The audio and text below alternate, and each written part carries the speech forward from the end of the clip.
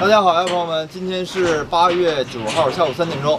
我们这个棚里面现在温度比较低，因为立秋之后嘛，东北这个过了立秋，温度明显就有下降的这个趋势了。然后现在我们两个准备把我们家这个牛蹄子上都用高锰酸钾稀释之后给它消一下毒。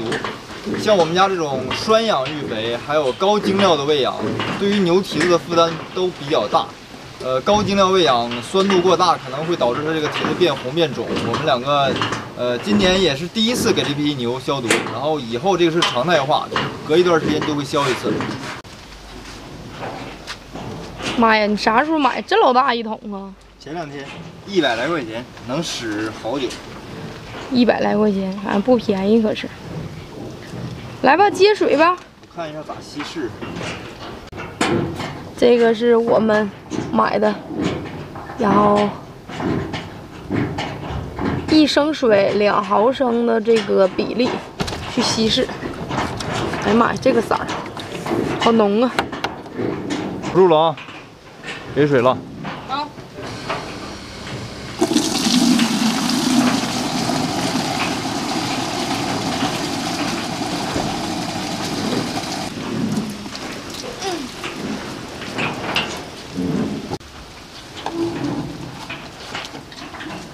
这一桶有30斤水没？没有，满了30斤。那还差点儿。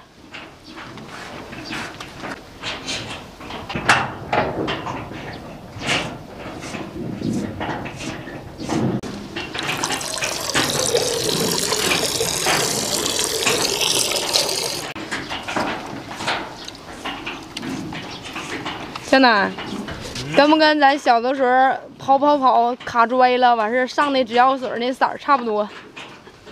差不多。咋还不够啊？浓度不够，浓点。因为咱们不能泡，咱们是用水冲。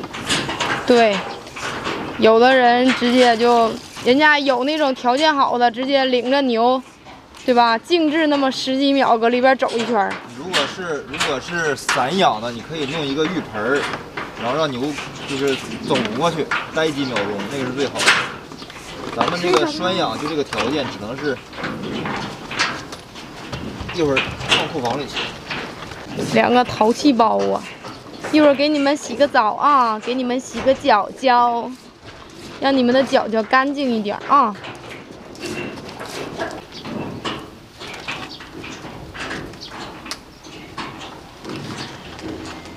嗨，1、2、3。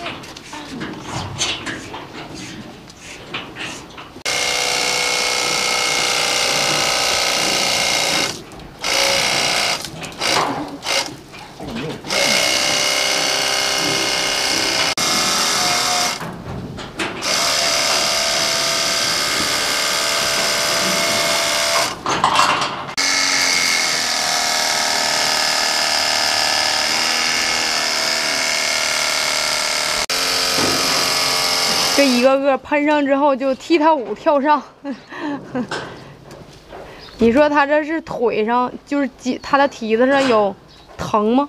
就是害怕，你忘了去年咱家有2个牛，就是蹄子上坏了这么大一块，里边都是脓，烂了。对，那都是就是感染了。它可能刚一开始它坏了一点点儿，但是咱没观察到，然后也没消毒，慢慢里边进去这个屎尿就搁里边开始化脓了，感染了。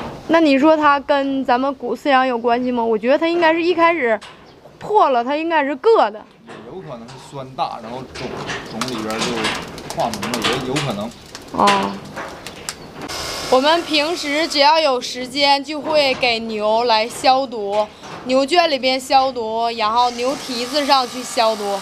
这样的话，避免牛有伤口，然后会化脓感染。去年我们就第1年没有经验，然后好多东西都不懂，牛腿上就烂了一个洞，然后没有及时的发现，它就一直的化脓，反复性高烧。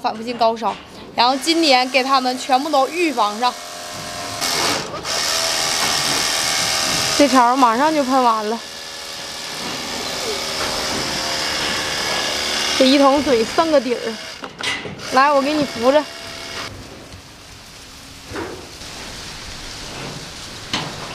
看完今天的视频，肯定有朋友们会在评论区里说了，你们家的牛身上太脏了，对吧？